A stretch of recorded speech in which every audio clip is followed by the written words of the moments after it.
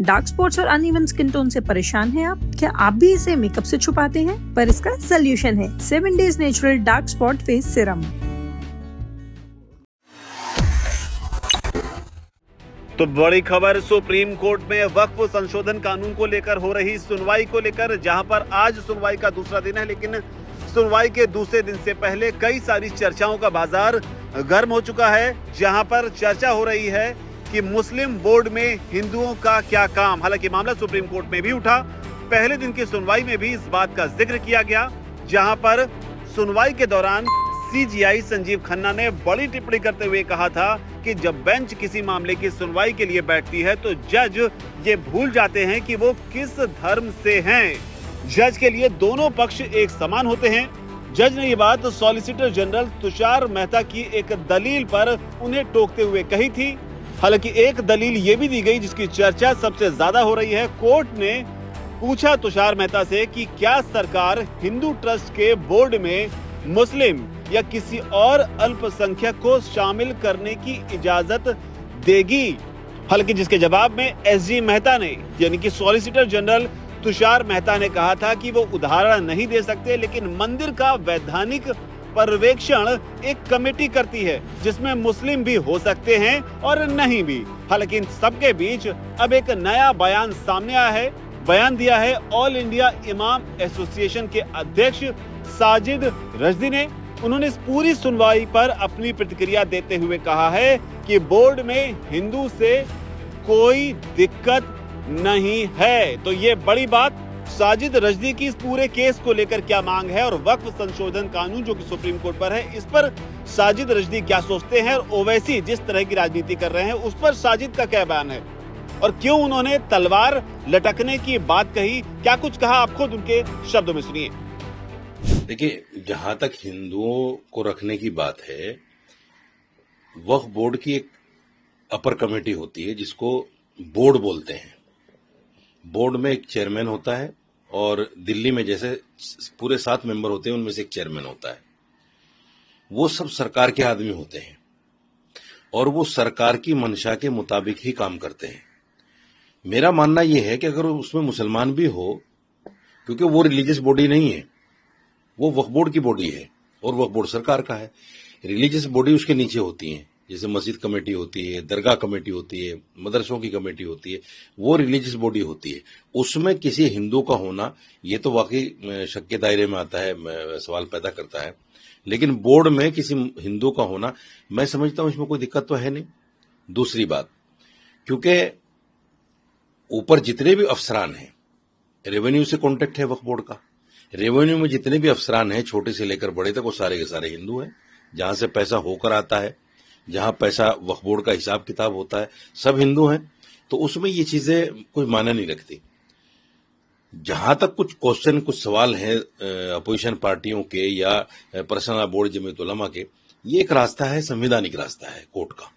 गए हैं, कल सुनवाई हुई है, आज देखिए 2 बजे उस पर जो है कुछ ना कुछ निकल कर आना है। जो भी आएगा, हम तो पहले से कह रहे हैं कि जो भी कोर्ट कहेगा उसको मानेंगे। लेकिन ये लोग नहीं मान रहे हैं। ये लोग कोर्ट में चले गए, उसके बाद मुसलमानों को भड़काया और मुर्शिदाबाद हो गया, दंगा हो गया, 3 लोगों की जान चली गई, कई लोगों के खिलाफ एफआईआर हो गई। मेरा कहना यह है, हालांकि मैं सरकार की हिमायत कर रहा हूं, लेकिन मेरा कहना यह है कि जब आप कोर्ट चले गए तो आप कोर्ट जाने के बाद मुसलमानों को भड़काने का काम क्यों कर रहे हैं?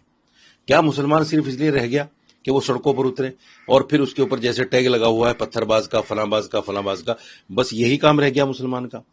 तो मैंने हर दफा, हर वक्त टीवी पर, अखबार में जहां भी कहा, वो ये कहा है कि जो संवैधानिक रास्ता है उसको अपनाइए, कोर्ट जाइए, कोर्ट से जो फैसला होता है वो सबके लिए मान्य होगा। उसको न सरकार डिनाई कर सकती है, न उसको कोई और डिनाई कर सकता है। यही सबसे बेहतर रास्ता है। या उसका एक और रास्ता है कि आप चुपचाप जो है बैठ जाइए कहीं भी, लेकिन उसमें बड़े नेताओं को बैठना पड़ेगा।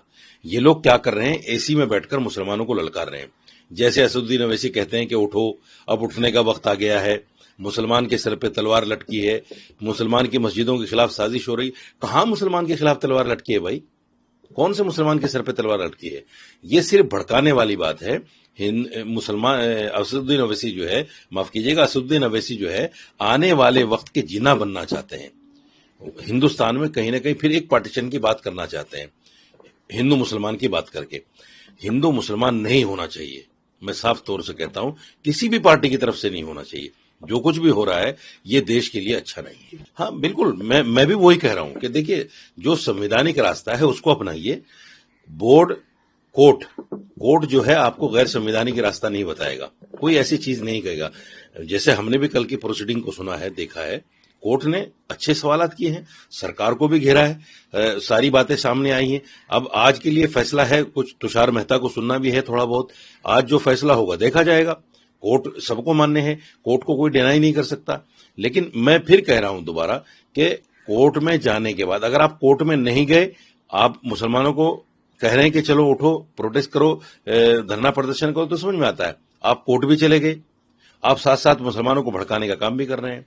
तो मुसलमानों को भड़काइए नहीं, ये बिल्कुल सही बात है। क्योंकि मुस्लिम नौजवान आज भी देखिए 60% देश में कहीं ना कहीं इलिटरेसी है।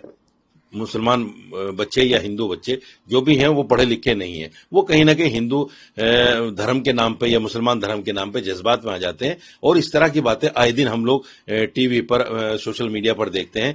कहीं शोभा यात्रा पर के साथ ये हो गया, कहीं फलां के साथ ये हो गया, किसी ने मस्जिद पे झंडा लगा दिया, किसी ने दरगाह पे झंडा लगा दिया। ये सारी चीजें जो हैं नेताओं के और जो रिलीजियस ऑर्गेनाइजेशंस हैं इनके लटकाने भटकाने और भड़काने से होता है। तो मेरा मानना यह है कि देश में अमन शांति के लिए, मैं इधर भी कहता हूं, हालांकि मैं सरकार का समर्थक हूं, लेकिन मैं ये कहता हूं कि कुछ लोग जो इधर बयान बहादुर हैं उनको भी थोड़ा सा अपने बयानों पे संयम रखना चाहिए। ऐसी कोई बात ना करें जिससे देश में नफरत फैले, क्योंकि इस देश की जो गति है वो आपस में मिलने से, एक दूसरे के साथ प्यार करने से, एकता और अखंडता से होगी। अगर एकता और अखंडता नहीं होगी, नफरत होगी, तो फिर इस देश की गति रुक जाएगी, जिससे सबको नुकसान होगा।